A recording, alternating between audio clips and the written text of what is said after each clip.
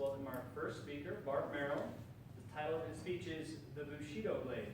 The Bushido Blade, Bart.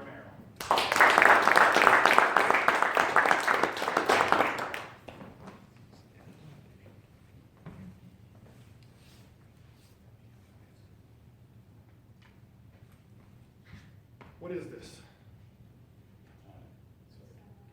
Samurai sword, Japanese katana, Bushido blade. Samurai sword. I could cut a body in half. I'm not even a magician.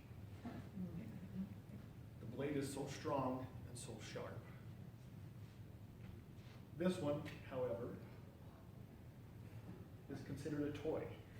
But check out that point there. I could probably do some damage with that, huh? It's a pretty wicked toy, not a toy I want in my kid's toy box. But when you create a real samurai sword, it is a grueling 2-week folding process. The swordsmith starts with a pile of rocks, wraps it in a wet cloth, heats it, and pounds it to where he gets a block of steel. And then he pounds it some more, and he folds it on itself, and pounds it, cools it, heats it, pounds it, and folds it over and over again, till that time where he adds in some softer steel. What does he do now? He pounds it, heats it, pounds it, folds it, cools it, heats it over and over again, till he has the perfect mix of strength. It's hard, but not brittle.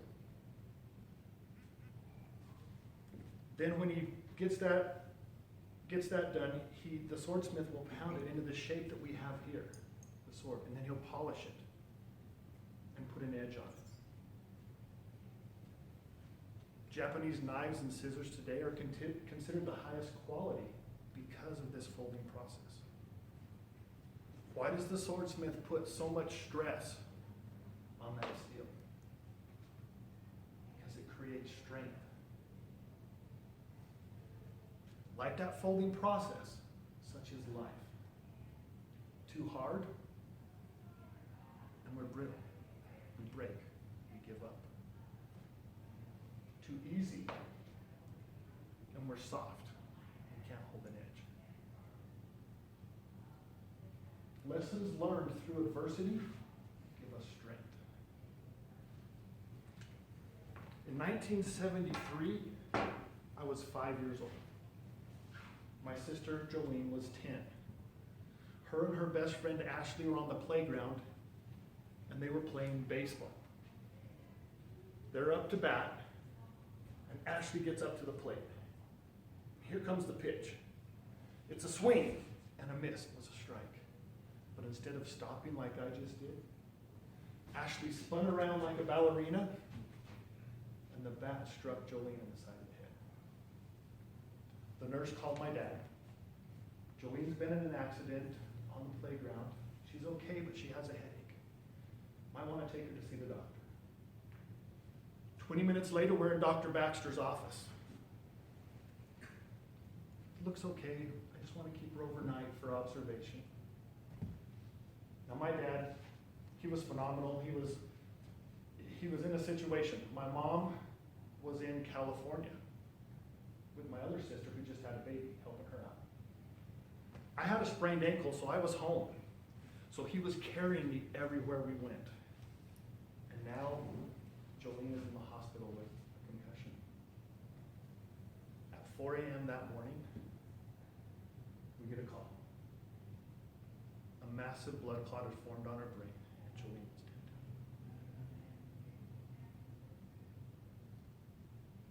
I remember going to pick up my mom at the airport, taking her to the mortuary. We walk in the room. Jolene's laying on a porcelain table with white sheet over her. My mom reaches down, strokes her, leans over, kisses her on the forehead. I remember a few days later, Ashley comes to the house just sobbing in tears. Sorry. sorry, I didn't mean to kill it. She felt like she just killed her best friend. The kids at school were calling her a killer, a murderer. At the time when my dad needed comforting the most he ever needed in his life, he found himself comforting this little girl. It's okay. It wasn't your fault. Jolene just scared me too. I'm 5 years old. I don't have a full grasp of what's going on. What's everybody crying about? I'll just be glad when 3 days is over because I'm sick of doing Jolene's chores. I thought she was going to be resurrected in 3 days. I'm sure my dad felt like that samurai sword being pounded and folded. No parent wants to lose a child. My dad didn't. But I remember several times in his lifetime him expressing how that experience molded him, gave him the empathy, the ability to relate to people in business and in church callings.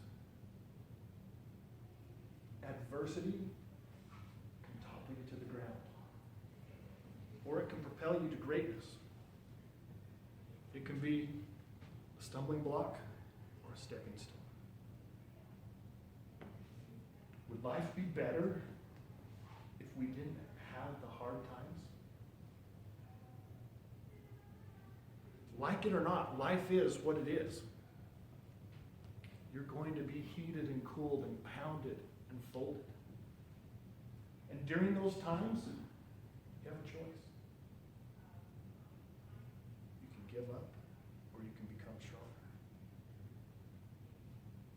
So remember, when you're being pounded and folded again, that you will be polished, sharpened,